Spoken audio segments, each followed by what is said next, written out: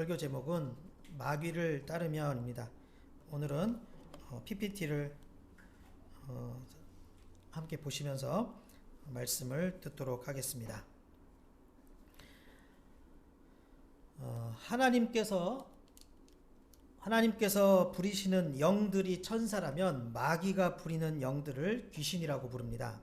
그렇기 때문에 어떤 형태로든 귀신을 추종하고 귀신을 의지하고 귀신에 관심을 많이 두게 되면 그것은 곧 마귀를 따르는 것이라고 할 수 있습니다. 그런데 예로부터 지금까지 마귀를 따르는 사람들이 너무 많이 있어 왔습니다. 사실 하나님을 섬기지 않는 자들은 모두 마귀를 따르는 것이라고도 할 수 있는데요. 더 큰 문제는 하나님을 섬긴다 하면서도 예수님을 믿는다 하면서도 교회를 다닌다 하면서도 자신도 모르게 마귀를 따르게 되는 그런 경우가 종종 있다는 것입니다. 그러면 인생이 아주 엉망이 되는 거예요. 우리는 이 사실을 명심해야 됩니다. 자, 그렇게 마귀를 따르면 어떻게 될까요? 어떤 일들이 벌어질까요? 한 문장으로 정리하자면 과정은 회괴망측하고, 회괴망측이란 뜻은 너무 괴상하고 야릇하다는 뜻이죠. 그렇게 과정은 회괴망측하고 결과는 참혹하다입니다. 그래서 오늘은 지금까지 역사적으로 귀신을 추종하고 의지하는 사람들, 즉 마귀를 따르는 사람들의 예들을 몇 개 살펴보고 그 인생이 어떻게 되었는지를 관찰해 보려고 합니다. 그리고 그 속에서 하나님이 우리에게 주시는 교훈이 무엇이 있는지에 대해서 배워보도록 하겠습니다. 우리가 몇 주 전 이스라엘의 왕이었던 아합과 그 아내 이세벨을 살펴본 적이 있었지 않습니까? 그래서 전에도 말씀드렸지만 아합과 이세벨, 바로 이들이 마귀를 따르면서 온갖 회개망측한 일들을 저지르고 또 그 결과 참혹한 종말을 맞이한 대표적인 사람들이라고 할 수 있는 것입니다. 우상 숭배에 중독되어서 본인들뿐 아니라 나라까지 멸망시킨 장본인들이라고 할 수 있습니다. 오늘 본문은요, 그렇게 마귀를 따르는 일들의 주동자라 할 수 있는 이세벨의 최후를 보여주고 있는데요. 우선 오늘 본문이 속해 있는 열왕기하 9장 그 앞부분을 살펴보면 선지자가 예후라는, 나중에 왕이 되죠, 예후라는 사람에게 미션을 주면서 예언을 하는 내용이 나옵니다. 그래서 오늘 본문 9장 그 앞부분 7절부터 보시면 너는 내 주 아합의 집을 치라. 내가 나의 종 곧 선지자들의 피와 여호와의 종들의 피를 이세벨에게 갚아주리라. 아합의 온 집이 멸망하리니 이스라엘 중에 매인자나 노인자나 아합에게 속한 모든 남자는 내가 다 멸절하되 아합의 집을 느밧의 아들 여로보암의 집과 같게 하며 또 아히야의 아들 바하사의 집과 같게 할지라. 이스라엘 지방에서 개들이 이세벨을 먹으리니 그를 장사할 사람이 없으리라 하셨느니라. 자, 그리고 오늘 본문을 보면 정말 그 예언대로 일이 그대로 발생한 것을 보게 됩니다. 이제 오늘 본문의 내용을 보면 아합은 이미 비참하게 죽었고요. 그 아들 요람이 왕으로 있었을 때의 일인데요. 예후를 통해 반란이 일어난 사건을 주로 다루고 있습니다. 그래서 요람도 죽임을 당하고 그와 함께 있었던 유다 왕 아하시아도 죽임을 당하죠. 그리고 그 소식을 들은 이세벨은 이제 자신도 위험하다는 것을 직감하게 되고 마지막까지 태후의 위험을 갖추려는 듯 화장을 하고 머리를 꾸밉니다. 그리고 마침내 이세벨을 죽이기 위해서 예후가 성 안으로 들어오죠. 성 안으로 들어오는 예후를 본 이세벨은 창문을 통해 이렇게 말을 하는데요. 31절에 보면 주인을 죽인 너 시므리여 평안하냐. 예후에게 시므리여 이렇게 말을 합니다. 시므리는 옛날에 반란을 일으켰던 그런 사람이죠. 그러니까 지금 이세벨이 예후를 시므리처럼 반역자로 취급하는 거예요. 우리말로 하면 어떤 사람에게 야 이완용아 이렇게 얘기를 하는 거예요. 그럼 어떤 뜻입니까? 매국노 같은 놈아 이런 뜻이죠. 자, 이런 것을 보면 이세벨이 얼마나 끝까지 오만하고 반성이 없었는가를 알 수 있습니다. 참 독한 여자지요. 이렇게 독한 사람들 보면 자기 죽음이 코앞에까지 왔는데도 이렇게 굽히지 않는 것을 볼 수 있습니다. 이에 예후는 그 자리에 있는 모든 사람들, 그러니까 이세벨을 호위하고 있는 사람들까지 포함한 모두를 향해 이렇게 외칩니다. 32절이죠. 내 편이 될 자가 누구냐 누구냐. 그러자 이세벨의 시중을 들고 있던 몇몇 신하들도 창문으로 고개를 내민 거예요. 그러자 그들을 향해 예후가 이렇게 다시 외칩니다. 33절. 그를 내려 던지라. 당시 상황은 이미 예후가 모든 것을 장악한 상태였기 때문에 모두 예후를 두려워했습니다.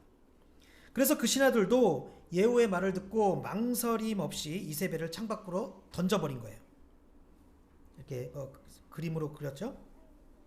결국 이세벨은 아주 비참한 최후를 맞이하게 되지요. 입에 담기도 힘들 만큼 정말 참혹한 결과가 오늘 본문 33절부터 쭉 나오고 있습니다. 선지자의 예언처럼 그대로 이루어졌습니다.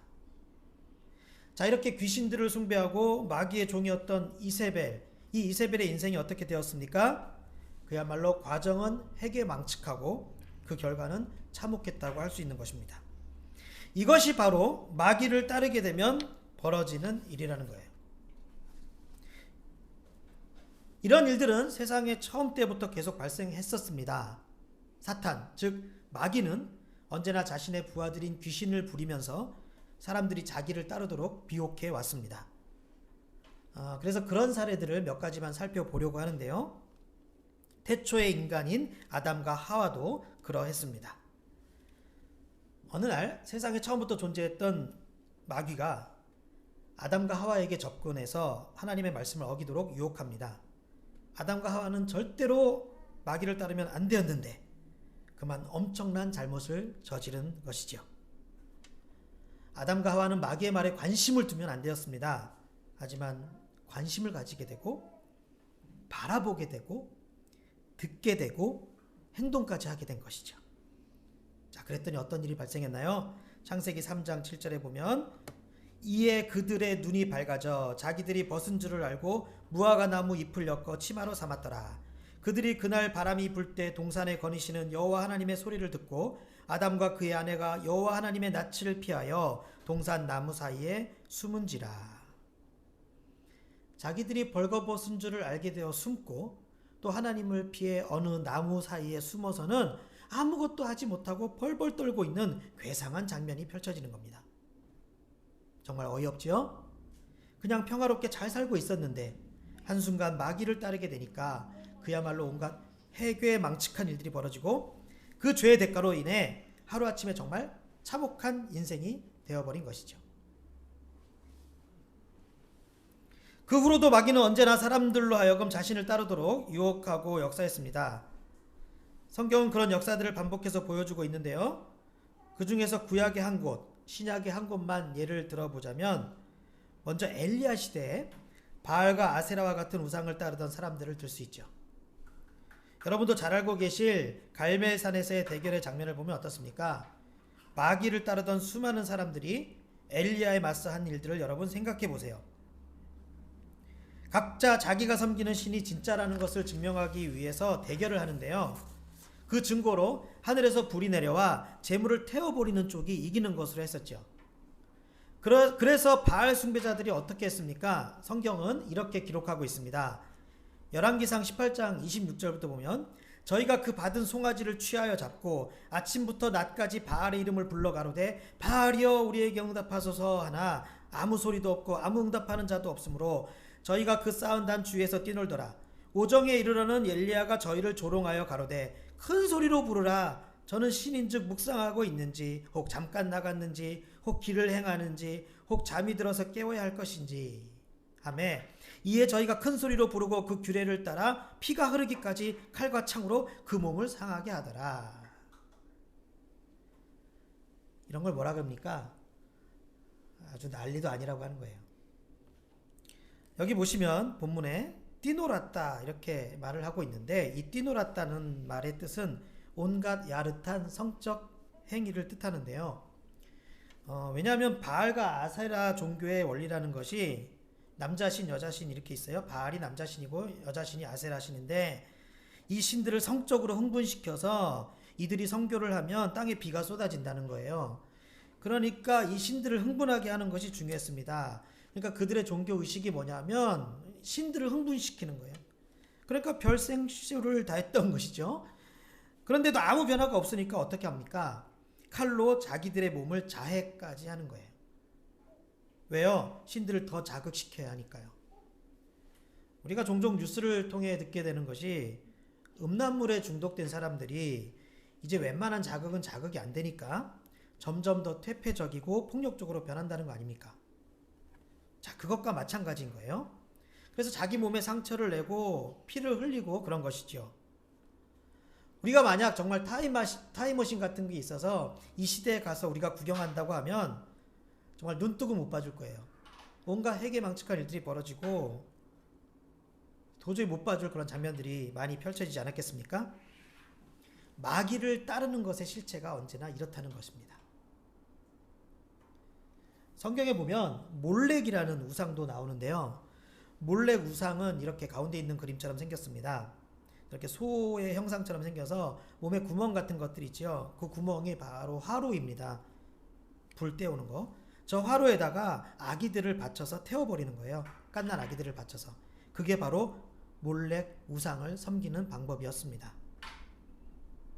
여러분, 하나님께서 우상 숭배를 왜 그렇게 엄하게 얘기하시는지 좀 가늠할 수 있지 않습니까? 흉내도 내지 말고 그 우상 숭배 참여한 사람들을 한 명도 살리지 말고 애부터 어른까지 다 싹 죽이라고 그렇게까지 냉정하고 엄하게 말씀하시는 이유가 있는 거예요. 씨를 남기지 않기 위해서입니다. 이렇게 잔인하고 이상한 방법으로 섬긴 것이 우상 숭배였고요. 왜 우상 숭배는 그러느냐? 마귀가 주도하기 때문에 그러는 거예요. 마귀가 주도하니까. 마귀가 인도하는 방향은 언제나 이렇게 선정적이고 폭력적이고 잔인하고 파괴적이라는 것입니다. 그래서 여러분도 이런 방향, 폭력적이고 잔인하고 파괴적이고 선정적인 방향은 피하셔야 돼요. 이것은 귀신들이나 좋아하는 방향입니다. 예를 들어서 그게 소설이든 영화든 여러분 그런 거 너무 즐기면 자기도 모르는 사이에 귀신들과 함께 즐기게 되는 거예요. 자, 그래서 그 바알과 아세라 숭배자들의 결말은 어떻게 되었을까요? 열왕기상 18장 40절에 이렇게 말씀합니다. 들어보세요. 엘리야가 저희에게 이르되 바알의 선지자를 잡되 하나도 도망하지 못하게 하라 하매 곧 잡은지라. 엘리야가 저희를 기손 시내로 내려다가 거기서 죽이니라.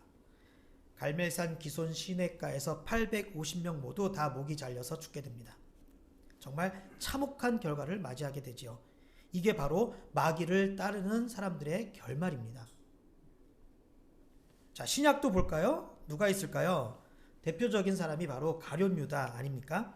심지어 예수님의 제자였는데 한순간 마귀를 따르게 되니까 말도 안 되는 짓을 저지르고 또 결말도 너무나 참혹했잖아요. 요한복음 13장 2절을 보면 이렇게 말씀하고 있습니다. 마귀가 벌써 시몬의 아들 가룟 유다의 마음에 예수를 팔려는 생각을 넣었더라. 이렇게 기록되어 있는데요.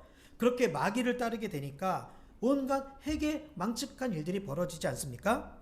유월절 만찬에서 예수님이 나와 함께 그릇에 손을 넣는 그가 나를 팔리라 이렇게 말씀하셨는데도 같이 그릇에 손을 넣질 않나. 또 그 식사 자리에서 유다가 직접 예수님한테 물어본다고요. 랍비여, 선생님, 나는 아니지요? 그러자 예수님이 네가 말하였도다 이렇게 말씀하세요. 그런데도 아무렇지 않게 그 자리에 그냥 있습니다. 그 장면들을 요한복음에서는 이렇게 기록하고 있는데요. 요한복음 13장 26절을 보면 예수께서 대답하시되 내가 떡 한 조각을 적셔다 주는 자가 그니라 하시고 곧 한 조각을 적셔서 가롯 시몬의 아들 유다에게 주시니 조각을 받은 후 곧 사탄이 그 속에 들어간지라. 이에 예수께서 유다에게 이르시되 네가 하는 일을 속히 하라 하시니 이 말씀을 무슨 뜻으로 하셨는지 그 앉은 자 중에 아는 자가 없고 어떤 이들은 유다가 돈깨를 맡았으므로 명절에 우리가 쓸 물건을 사라 하시는지 혹은 가난한 자들에게 무엇을 주라 하시는 줄로 생각하더라. 유다가 그 조각을 받고 곧 나가니 밤이러라. 자, 여러분 어떻습니까? 이해가 안 되는 장면, 이해가 안 가는 부분들이 한두 군데가 아니죠. 뭐가 좀 이상하죠. 바로 이렇다는 거예요. 마귀를 따르는 일이. 거기서 끝이 아닙니다. 나중에 겟세마네 동산에서 기도하시는 예수님께 와서는 예수님 볼에다 뽀뽀를 하고 그리고 사람들 동원해서 체포하게 하고 계속 이상한 짓을 하잖아요. 해계 망측해요. 그러다 결국 어떻게 되었습니까? 지가 예수님 팔아서 얻은 돈, 그 돈 다 성전에다 던져버리고 목매어 자살을 하지요. 얼마나 참혹한 결과입니까? 가룟 유다도 마귀를 따르니까 이렇게 된 거라고요. 또 이런 일들은 성경에만 나오는 것이 아닙니다. 역사 속에서 언제나 계속되어 왔고 또 지금도 계속되고 있다는 것이죠. 이번에 우리나라 역사 속에서도 찾아볼까요? 우리나라는 특히 무속신앙이 아주 강했기 때문에 그런 일들을 정말 많이 찾아볼 수 있습니다. 조선시대만 보더라도 대표적인 두 임금을 예로 들 수 있겠는데요. 먼저 수양대군 세조지요. 이정재 배우가 세조는 아니고 수양대군 역할을 너무 잘해서 제가 저 사진을 따왔습니다. 이거는 초상화래요. 세조의. 이 세조는요, 무속을 엄청 신봉했던 사람입니다. 그래서 무당들도 많이 만났는데요. 유교 국가에서 무속에 더 많이 빠져 있었던 사람이 수양대군 세조였습니다. 세조가 아직 왕이 되기 전에 수양대군으로 있었을 때 한 번은 어느 무당을 만나서 점을 본 거예요. 근데 이 무당은 특이한 게 한자를 통해서 그 손님이 한자를 고르면 그걸로 풀어주는 거예요. 뭐 타로 이런 거가 좀 비슷한 것 같아요. 그래서 수양대군이 방문해서 거기서 밭전자를 하나 골랐다고 합니다. 그랬더니 그 무당이 허허 사공이 많으면 배가 산으로 간다는데 왕이 많은 이 나라는 어디로 가는지 큰일이로다 그랬다는 거예요. 왜 그런지 이유를 물으니까 밭전자가 임금 왕자를 두 개 겹쳐 놓았기 때문에 그런 거래요. 그러니까 왕이 많다는 거죠. 그리고 얼마 후 수양대군이 그 얘기를 듣고 나중에 며칠 뒤에 그 무당한테 가서 또 밭전자를 또 고릅니다. 이번에는 무당이 뭐라고 하냐면 허허 첩첩 산중이로구나 이랬다고 합니다. 왜요? 매산자 아시죠? 산 이렇게 생긴 거. 이거를 사방팔방에서 이렇게 겹쳐 놓으면 밭전자가 되기 때문에 그렇다는 거예요. 이렇게 계속 점괘가 안 좋게 나오는 거예요. 그래서 이제 마지막으로 또 며칠 뒤에 이 무당을 방문해서는 또 안 좋은 말을 하면 죽일 생각을 하고 칼을 차고 간 거예요. 그런데 무당이 그때는 수양대군의 정체를 안 것이지요. 그래서 또 밭전자를 고르니까 뭐라 그랬는지 아세요? 이번에는 말없이 밭전자에 양옆에 획을 하나씩 지우더래요. 여기 지우고 여기 지우고. 자, 그럼 뭐가 됩니까? 임금왕자가 되죠. 그래서 밭전자의 좌우를 없애면 임금왕자가 됩니다. 이렇게 수양대군에게 얘기를 했다고 합니다. 참 여기까지도 어이없는 일들이 지금 벌어지고 있는데 더 어이없는 것은 그 말을 듣고 수양대군이 좌우 즉 좌의정 김종서와 우의정 정군을 죽이고 왕위에 올랐다는 거 아닙니까? 정말 별 해괴망측한 일들이 벌어지는 거 아닙니까? 글자 하나 가지고 그거에 인생을 걸고 사람을 죽이고 온갖 난리법석이 일어나잖아요. 이렇게 무당 쫓아다니고 귀신들 마귀를 따르는 모습이 이렇다는 거예요. 귀신에게 놀아나는 겁니다. 제가 왜 하필 세조 이야기를 말씀드리냐면 역사에 관심 많으신 분들은 아실 거예요. 세조가 임금으로 있을 때 얼마나 잔인한 학살이 많이 일어났고 또 세조의 말년이 얼마나 비참했습니까? 그런데 그런 비극적 배후를 세상에서 여러 가지로 해석하겠지만 우리는 영적으로 해석할 수 있어요. 뭡니까? 마귀를 따르는 일에 그 배후가 있었다는 것입니다. 그것을 말씀드리려고 제가 이 에피소드를 예로 든 거예요.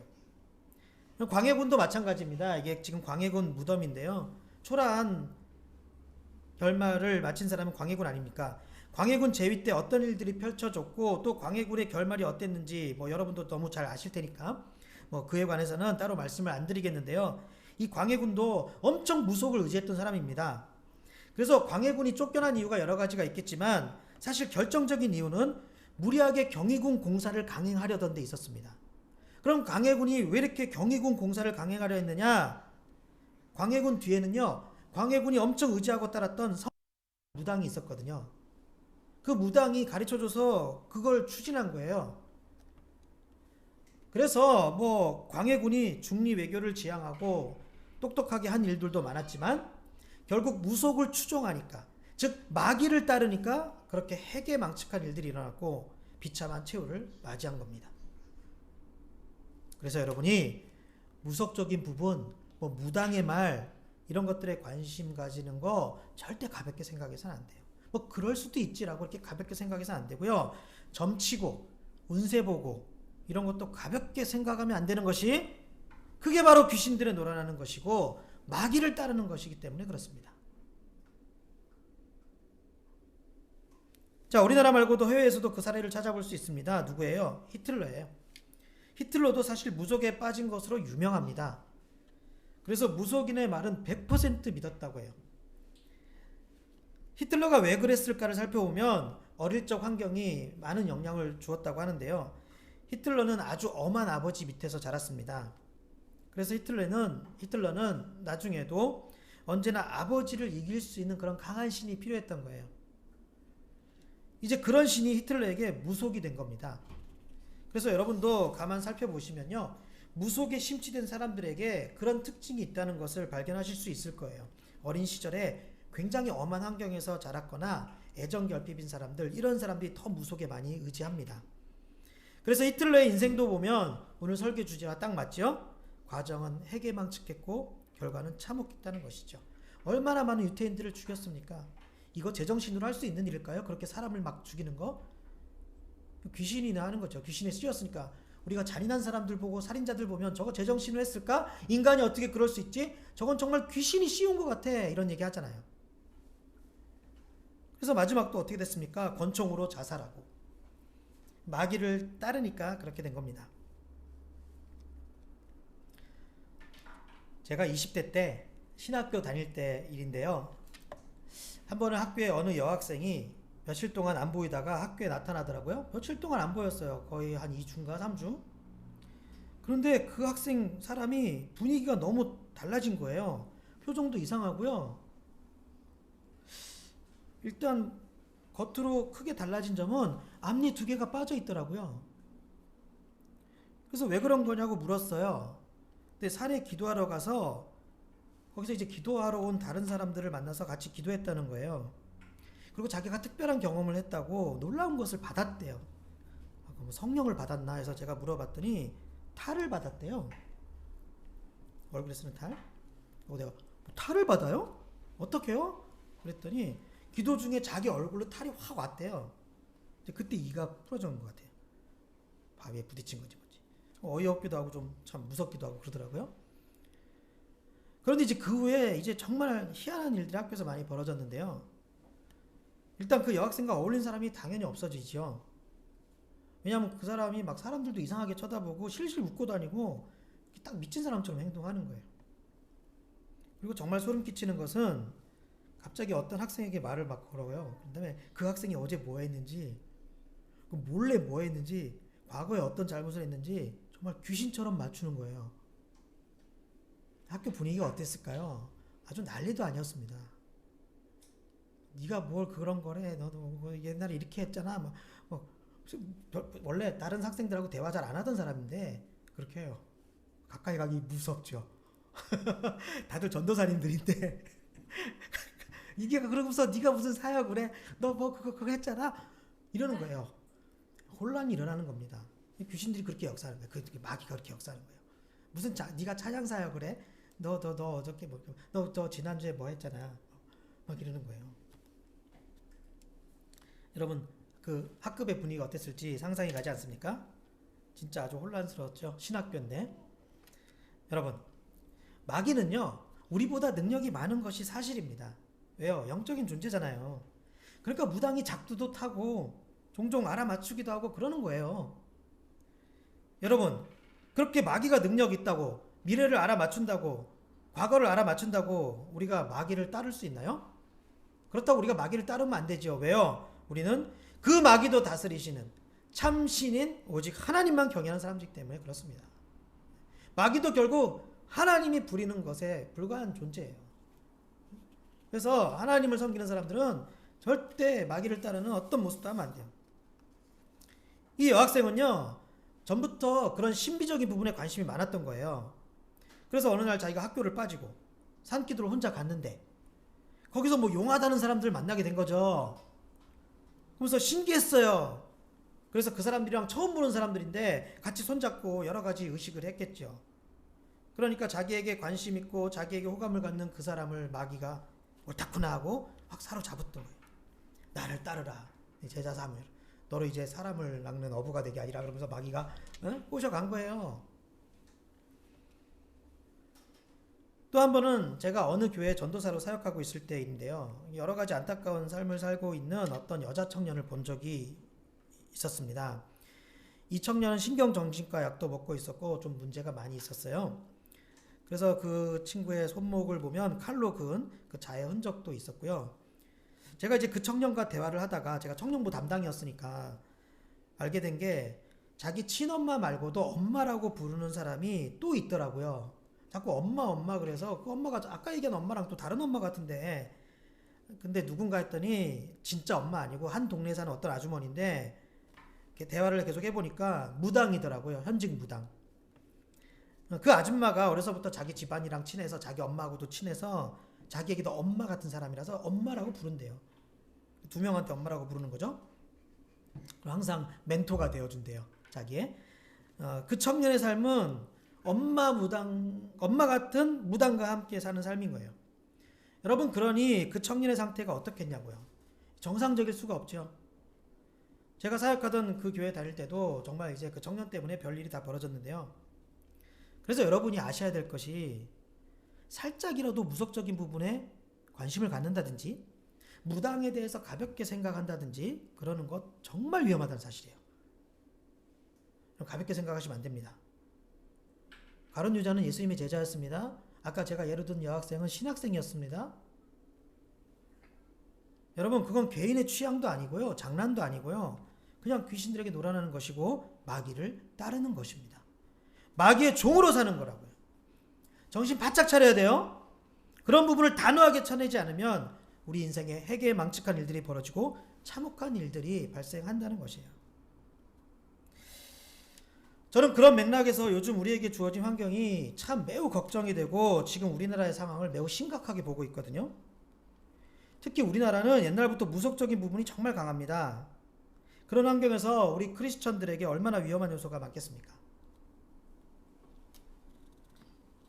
그 사람들은 무엇이든지 새로 시작하기 전에 뭐 하죠? 고사 지냅니다. 또 운세 보고 점치는 거 아무렇지도 않게 생각을 해요. 또 고위직에 있는 사람들이나 대기업 회장들은 옆에 모시는 무당이 있어서 모든 중요한 일은 그 무당이 시키는 대로 결정을 해요. 제가 그 어떤 대기업, 그 어떤 종교단체, 그 어떤 조직보다도 돈 많이 버는 게 무당들이라고 얘기했잖아요. 그것도 현금으로요. 이게 지금 우리나라 현실입니다. 지금 새로운 대통령 부부도 마찬가지 아닙니까? 제가 이전 설교 때 그들이 얼마나 무속에 심취해 있는지 그래서 그들이 왜 현대판 이세벨과 아합이라고 불리는지에 대해서 말씀을 드렸으니까 제가 그 이야기는 생략하기로 하겠는데요. 벌써부터 지금 여러 가지 이상한 일들이 일어납니다. 청와대 이전 때문에 온갖 해괴망측한 일들이 벌어지고 있지 않습니까? 뭐 여러 가지 이유되고 말들이 많은데요. 제가 목사로서 정확히 원인 알려드릴게요. 그거 다 만들어낸 변명이에요. 청와대 안 들어가는 이유는요. 단순합니다. 무당이 시켜서 그렇게 한 거예요. 여러분이 이 현실을 제대로 파악하고 계셔야 돼요. 그렇기 때문에 그렇게 이상한 일들이 지금 벌어지고 있는 거예요. 여러분 당연히 청와대를 옮기던 대통령 집무실을 옮기던 그럴 수도 있죠. 그런데 시간을 갖고 절차대로 차분히 진행해도 되는데 단 하루도 청와대에 안 있으려고 하니까 자꾸 무리한 일이 벌어지고 부작용이 발생하는 거죠. 용산으로 가야 된다고 청곡무당이 얘기를 했거든요. 이 청곡무당이 얼마나 의지하는 사람이냐면 예전에 자기 당에서 토론할 때 두 번 딱 이상한 행동을 한 적이 있어요. 지금 대통령이 그 상대방 그 후보 같은 당에 있는 사람 한 명은 이렇게 가슴을 밀치고 한 명은 등을 이렇게 때렸어요. 토론 끝나고 그 두 사람이 각각 토론 중에 청곡무당을 얘기를 해서 그렇게 그날 맞은 거예요. 그러니까 얼마나 의지하는 존재인 거 알죠? 근데 이미 전부터 그렇게 했다고요. 용산에 털을 잡아야 된다. 그래서 이제 그러려는 건데 그러면 천천히 용산으로 가도 되잖아요. 근데 왜 청와대에 안 있으려고 할까요? 예. 청와대에 들어가면 안 된다고 무당이 말해서 그런 거예요. 그러니까 여러 가지 무조건 빨리 지금 가야 되니까 그 용산에 들어가려고 하니까 현재 자리 잡고 있는 막 국방부가 막 옮겨가야 되고 그러다 보니 우리나라 핵심 그 군부 세력이 막 갈팡질 막 짐들 싸갖고 막 건물 밖에다 내놓고 지금 갈 데 없어갖고 막 난리가 나고 그리고 또 시스템이 갖춰지기 전에 막 대규모 이사가 먼저 이루어지니까 별 희한한 상황들이 막 발생하는 거라고요.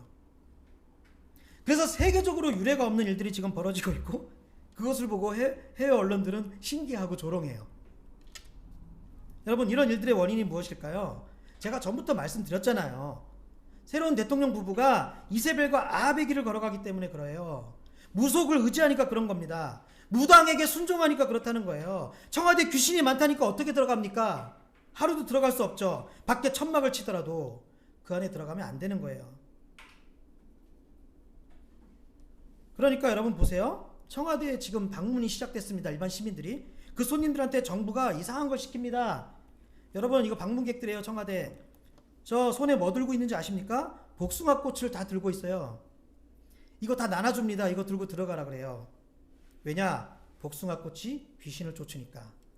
아까 이 천공 무당이 뭐라 그럽니까? 청와대 개방하더라도 함부로 들어가지 마라. 귀신 씌울 수 있으니까 조금씩 개방하라고. 거기 잘못 갔다가 귀신 뒤집어 쓰고 나와. 그래서 뭐 역사 박물관으로 쓰게 되면 귀신들이 차츰 떠나갈 거야. 이제 좀 이따 보십시오. 역사 박물관으로 만든다고 합니다. 그러니까 이 사람들한테 다 이거 복숭아꽃 손에 들여줘 갖고, 그래서 영국 가디언지는 이렇게 보도까지 합니다. 미신을 믿는 대통령의 나라라고 해요. 청와대에서 열리는 전통문화 축제에는 귀신을 쫓는 내용의 행사들이 주를 이룬다. 영국 가디언지에서 보도를 하는 거예요. 저는 이거 시작이라고 생각합니다. 이제 우리나라는요, 여러분이 무엇을 상상하든 그 상상 이상으로 해괴망측한 일들이 발생할 거예요. 여러분 지금 우리에게 닥친 이런 현상들이 그냥 가볍게 볼 문제입니까? 오늘 설교를 쭉 들으니까 이런 게 그냥 재미도 있고 뭐 운세를 보고 그렇게 가볍게 볼 문제라고요. 그냥 창피하고 그런 문제로 끝날 일일까요? 아니라는 거예요. 세상에서는 그냥 그렇게 볼 수도 있지만 우리는 영적으로 봐야 하기 때문에 아주 심각한 상황이라는 것을 체크해야 된다는 것이죠. 지금 이런 일들이 공적으로 별로 문제 제기하지도 않습니다. 언론에서 공식적으로 언급되지도 않아요. 왜냐? 세상에서는 별 문제가 아니기 때문에 그래요. 또 공적으로 보도하기도 애매한 문제예요. 이런 내용은. 그죠? 하지만 제가 목사니까 말하는 거고 목사니까 말해야 되는 것이죠. 안타까운 것은 지금 우리 시대에 엘리야처럼 세례 요한처럼 이런 거 지적하는 주의종들이 사역자들이 없어요. 또 이 상황이 더 심각한 이유는 무당을 따르고 있는 그들의 문제로 끝나는 것이 아니기 때문입니다. 여러분 교회 다니는 사람이 여러분 중에서도 청와대 방문해갖고 이 복숭아꽃 들고 있으면은 그럴 수도 있는 거예요. 그러면 안 되는 거예요. 안 되는 거죠. 그러니까 이게 얼마나 가벼운 문제가 아닙니까? 그래서 그렇게 귀신을 따르고 무속을 추종하는 그 사람들만의 문제로 끝나는 것이 아니라 언제나 마귀를 따르면 그 따르는 사람에게 저주와 심판이 임하는 것은 당연한 것이고 더 큰 문제는 그런 사람과 함께하는 사람들에게도 저주와 심판이 임했다는 것입니다. 이게 심각한 거예요. 이게 심각한 거예요. 그래서 오늘 이 설교의 교훈은 크게 두 가지입니다. 첫째, 우리가 지금 정신을 차려야 된다는 것입니다. 정신 차려야 된다. 지금이 어떤 시대인지 또 지금이 어떤 상황인지를 영적으로 잘 분별해야 돼요. 그래서 제가 시대적으로 쭉 어떤 일들이 있었나를 예로 드린 거예요. 그래서 우리는 정신 차리고 깨어 있어야 합니다. 또 우리는 영적인 분별력으로 민감하게 이 세상의 현상들에 대응해서 함께 죄를 짓지 않아야 합니다. 마귀를 따르는 사람들, 그런 사람들을 지지해서도 안 되고요. 그랬으면 회개해야 되고요. 또 그런 패역한 죄악에 대해서 주의 말씀을 선포하면서 대적할 수 있어야 합니다. 특히 국가 지도자의 위치에 있는 사람들이 마귀를 따르게 되면 우리 모두가 위험해지는데요. 그래서 빨리 저들이 회개하게 해달라고. 그렇지 않으면 빨리 저런 세력들 물러나게 해달라고 여러분 기도하셔야 돼요. 정치적인 얘기가 아닙니다. 제가 이쪽에 좀 가깝고 저쪽에 가깝고 그게 아니라는 예를 들 수 있는 게 저는 박근혜 대통령이 감옥에서 나왔을 때 뭐 건강한 것 같아갖고 좀 건강해서 다행이다. 그러면서 참 다행이다 생각한 게 뭔지 아세요? 야, 저 사람의 인생 가운데 이제야 다행인 순간이 처음 찾아왔다. 왜? 무당에 중독된 최순실이 옆에 없으니까. 저는 그렇게만 생각하는 사람이에요. 최순실 아버지가 최태민이고 무당이에요. 목사라고 불렀지만 가짜 목사 사입이. 여러분 뒤에 우리 교회에 있는 현대종교 그 책, 그거 현대종교 이단 분석하고 이단 비판하는 처음에 만드신 분이 탕명한 목사님이에요. 탕명한 목사님이 젊었을 때 시작할 때 그 현대종교를 시작하고 이단 추적하고 이럴 때 그 시작한 사람이 그때 첫 번째 거의 대표적인 인물이 바로 최순실의 아버지인 최태민이었어요. 이단의 시초였다고요. 그러니까 저는 그런 것만 관심 있는 거예요. 야, 그래도 최순실이 감옥에 있으니까 이제 옆에서 계속 무당 추종하는 사람이 좀 뭐 이렇게 하는 거 영향 주지 않겠지. 그러니까 저는 지금 정치적인 부분을 얘기하는 게 아니라 영적인 부분을 말씀드리는 거예요. 우리나라 심각한 거예요. 자, 두 번째 부분은요. 이런 부분들이 남의 문제만은 아니라는 것입니다. 어떤 그런 무당을 추종하고 마귀를 따르는 사람들 보면서 혹시 저 모습이 나에게는 없는지 그걸 돌아볼 수 있어야 돼요. 남만 비판해서는 안 된다는 거예요. 그리고 우리는 마귀를 대적해야 된다는 것입니다. 마귀를 대적해야 돼요. 그러니까 우리에게 진짜 중요한 것은 남의 잘못을 비판하는 것보다 나의 잘못을 점검하는 것이지요. 따라서 우리도 온갖 무속의 모양이라도 버려야 합니다. 얼마 전에 이렇게 새 정부가 무속에 심취해 있는 부분을 누가 비판하니까 그 당의 대표가 어느 방송 인터뷰에서 이준석 대표가 이렇게 말을 하더라고요. 아니, 그럼 오늘의 운세 보고 그러는 것도 잘못입니까? 뭐 별것도 아닌 것 같고 그래요. 이렇게 얘기하더라고요, 방송에서. 물론 세상적 관점으로 보면 그의 말이 맞습니다. 하지만 우리는 어떻게 대답해야 할까요? 예, 오늘의 운세 보는 것도 잘못입니다. 그것도 죄입니다. 이렇게 대답해야죠. 왜요? 하나님은 그런 것들을 대적하라고 하셨으니까. 데살로니가전서 5장 21절 22절 범사에 하려 좋은 것을 취하고 악은 어떤 모양이라도 버려라. 그런 악한 것들은, 죄된 것들은 모양이라도 버리라고 하셨어요. 마귀를 따르는 것은 매우 중대한 범죄고 우리를 파괴시키는 심각한 행위입니다. 그래서 더 엄격하게 하나님께서 이렇게 말씀하신 거예요. 하나님은 이스라엘 백성들을 향해서도 매우 엄격하게 말씀하신 것을 볼 수 있습니다. 가증한 모든 것을 버리라. 그런 것들을 철저하게 멸절시켜라. 왜요? 그만큼 우리에게 위험하다는 것이죠.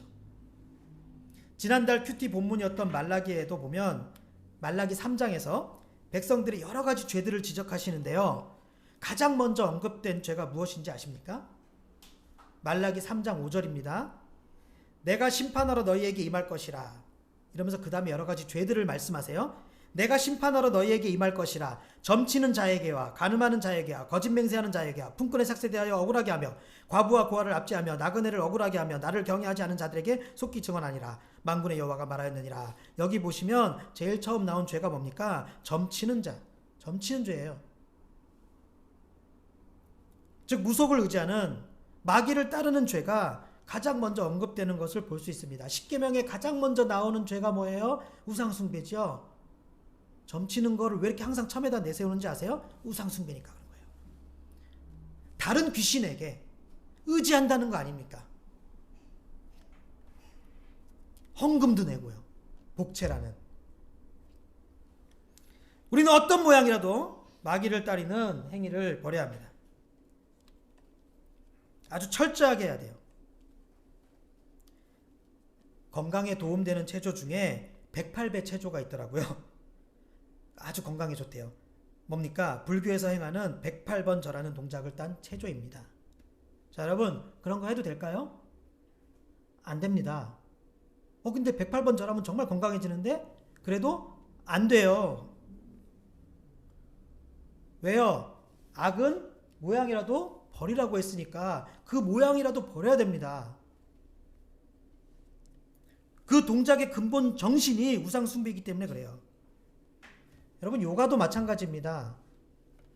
아무리 요가가 건강에 도움이 되어도 그 요가의 근본 정신은 힌두교 종교 의식이에요. 종교 정신이 담겨있는 동작이에요. 여러분, 교회 와서 왜 절하면서 이렇게 안 해요?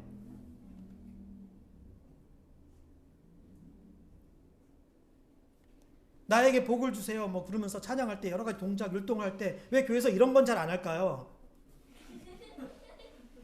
왜? 악한 거, 우상숭배, 그런 거 동작이라도 하면 모양이라도 버려야 되기 때문에 그래요. 그러니 신실한 크리스천이라면 당연히 요가 같은 운동은 하지 않는 것이 맞습니다. 그 외에도 여러분, 타로라든지 각종 점치고 운세 보는 일들을 해서는 안 됩니다. 장난으로라도 애군을 몰아내는 동작, 의식도 해서는 안 됩니다. 어떤 행위를 통해서 미래를 점치고 맞추는 그런 것도 해서는 안 됩니다. 하나님께 기도하는 것 외에 그 어떤 형상이나 해와 달, 별과 같은 그 자연 앞에서 무사와 안전 그리고 소원을 비는 일도 해서는 안 됩니다. 보름달에다가 새해 첫 해에다가 수많은 별들, 별똥별 떨어질 때 왜 거기다가 소원을 빕니까? 하나님이 꼭 찍어서 그런 거 하지 말라고 그렇게 말씀하셨는데도 교회 다닌다는 사람들이 그게 뭐 하는 거예요? 이런 것들은 그냥 하나님 보시기에 가증한 것들이에요.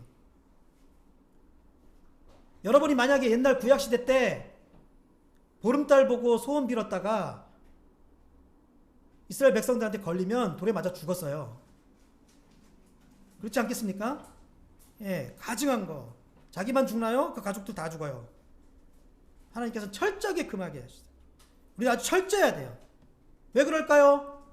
우리 괴롭히고 귀찮게 하시려고? 그게 아니에요. 우리가 살기 때문에. 그래야 살기 때문에.